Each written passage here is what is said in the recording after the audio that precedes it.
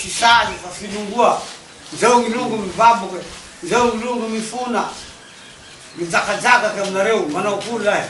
Iray taona mahery izay no nisiany disadisa niteraka fisaraham-bazana ka nafoizana ain'olona tao amin'ny commune Ambanivohitra Andranovory, district Toliara faharoa.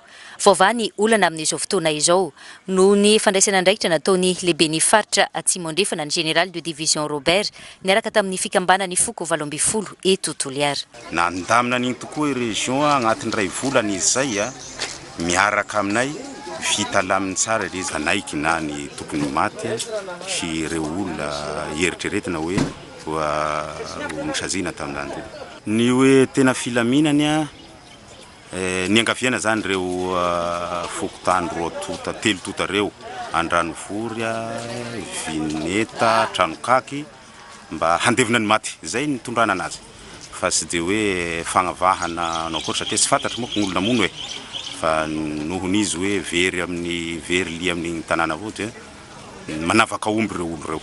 Iray volana moa no nandaminana izao raharaha izao ka omby iray lehibe natolotry ny lehibe ny faritra ireo vahoaka mba ho nofokena amin'ny tampihavanana sy mba hamafana izay lonilony sy ny hevitra tsy mety tany aloha tany fa tany misy olobe tsy mialy zaza.